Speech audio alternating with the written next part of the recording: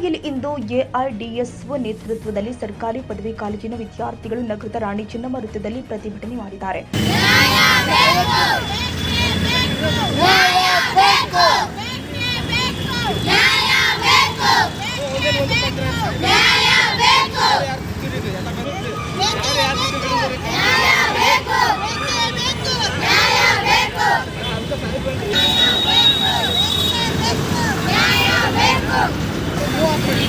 ರಾಜ್ಯದಲ್ಲಿ ಪದವಿ ಕಾಲೇಜುಗಳ ಪ್ರಸಕ್ತ ವರ್ಷ ಈಗಾಗಲೇ ಆರಂಭಗೊಂಡಿದೆ. ಆದರೆ ಸರ್ಕಾರ ಅತಿಥಿ ಉಪನ್ಯಾಸಕರ ನೇಮಕ ಮಾಡದ ಹಿನ್ನೆಲೆ ಶಿಕ್ಷಕರ ಕೊರತೆ ಎದ್ದು ತೋರ್ತಾ ಇದೆ. ಇದರಿಂದಾಗಿ ಸರಿಯಾಗಿ ತರಗತಿಗಳು ಕೂಡ ನಡೆಯದೆ ವಿದ್ಯಾರ್ಥಿಗಳಿಗೆ ಶೈಕ್ಷಣಿಕ ನಷ್ಟ ಅನುಭವಿಸುವಂತಾಗ್ತಾ ಇದೆ. ಸರ್ಕಾರಿ ಪದವಿ ಕಾಲೇಜುಗಳು ಅತಿಥಿ ಉಪನ್ಯಾಸಕರ ಮೇಲೆ ನಿರ್ಭಯವಾಗಿದೆ.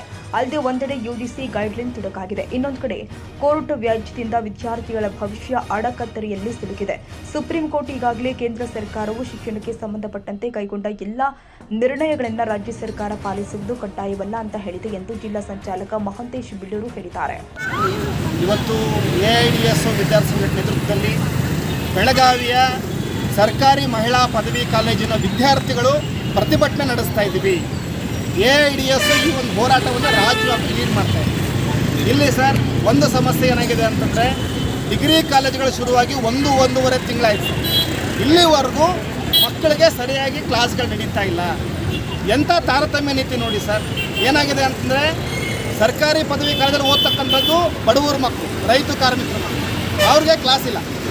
ಇನ್ನೊಂದು ಕಡೆಗೆ ಯಾರು ದುಡ್ಡಿದೆ ಅವರು ಪ್ರೈವೇಟ್ ಕಾಲೇಜ್ನಾಗ ಓದ್ತಾರೆ, ಅವ್ರದ್ದು ಕ್ಲಾಸ್ ನಡೀತಾರೆ, ಇಂಟರ್ನೆಟ್ಸ್ ಬರೀತಾರೆ ಅಲ್ಲಿ ಮಕ್ಕಳು. ಕಾರಣ ಇಷ್ಟೇ ಸರ್, ಈ ವರ್ಷ ಕರ್ನಾಟಕದಲ್ಲಿ ಗೆಸ್ಟ್ ಫ್ಯಾಕಲ್ಟೀಸ್ ನೇಮಕಾತಿ ಆಗಿಲ್ಲ. ಒಂದು ಕಡೆಗೆ UGC ಗೈಡ್ಲೈನ್ಸ್ ತೊಡಕಾಗಿದೆ, ಇನ್ನೊಂದು ಕಡೆಗೆ ಕೋರ್ಟಲ್ಲಿ ಇವತ್ತು ಗೆಸ್ಟ್ ಫ್ಯಾಕಲ್ಟಿ ಸಂಬಂಧಪಟ್ಟಂಗೆ ಕೇಸ್ ನಡೀತಾರೆ.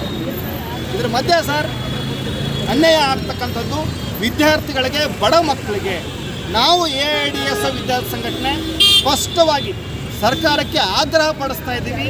ಈ ಕೂಡಲೇ ಈ ಒಂದು ಪದವಿ ವಿದ್ಯಾರ್ಥಿಗಳ ಶೈಕ್ಷಣಿಕ ಗೊಂದಲವನ್ನು ಕರ್ನಾಟಕ ರಾಜ್ಯ ಸರ್ಕಾರ ಬಗೆಹರಿಸಬೇಕು.